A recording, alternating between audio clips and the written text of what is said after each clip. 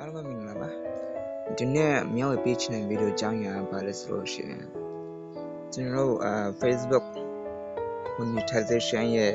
ပြောင်းလဲလာတဲ့အရာတစ်ခုကိုကျွန်တော်မြောက်ဝေပေးချင်ပါတယ်အဲ့ဒါပါလဲဆိုလို့ရှိရင်တော့ကျွန်တော်တို့အရင်ကဆိုလို့ရှိရင်ဒီ monetization ဆိုတဲ့နေရာမှာ monetization တို့မှာဒီလိုမျိုး content monetization ဆိုရင်မှပေါ်မလာပါဘူးဒါပေမဲ့အခုတော့ပေါ်လာပါပြီဒီမှာ your tool ဆိုတဲ့ဟာရှိမယ် not yet eligible ဆိုတဲ့ဟာရှိလိမ့်မယ် your tool ဆိုတဲ့ဟာကျတော့ဘာလဲဆိုလို့ရှိရင်တော့ကျွန်တော်တို့set up ပေါ်ပြီးသား tool တွေဖြစ်ပါတယ် not yet eligible ဆိုတဲ့ဟာကျတော့ set up မပေါ်သေးတဲ့ဟာဖြစ်ပါတယ်အရင်ကဆိုလို့ရှိရင်တော့ဒီမှာ star ရယ် bonus ရယ် reels ရယ် ISA ရယ်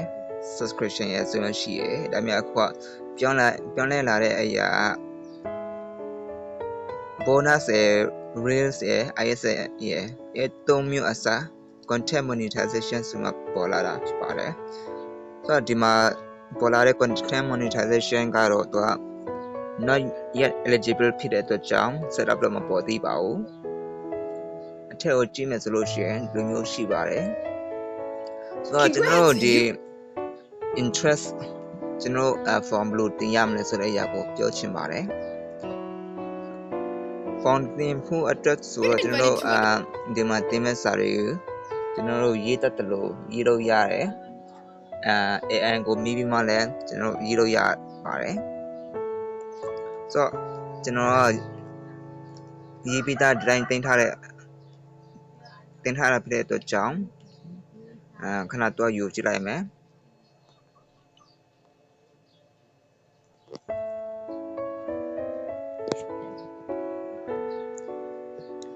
ကျွန်တော်ဒီတိုင်းပဲ notebook မှာရေးထားပြီးသားတင်ထားပါတယ်အဲဒါကိုကျွန်တော် copy ပြန်ယူပြီးမှ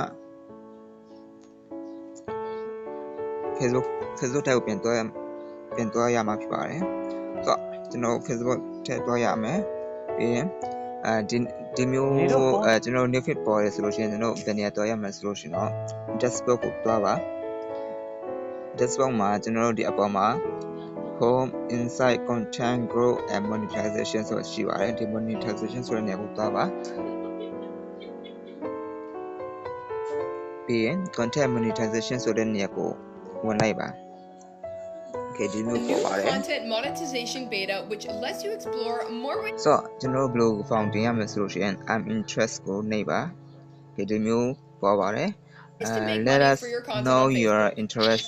And I'm here to tell you in this program. So, when you are the Niama, Konatino, copy you tare pass like about it. The content monetization beta provides 3 existing ways to make money on Facebook into one profit. In-stream ads, description ads on Reels, and performance marketing. This means that by joining the beta, you can now monetize your eligible videos, Reels, photos,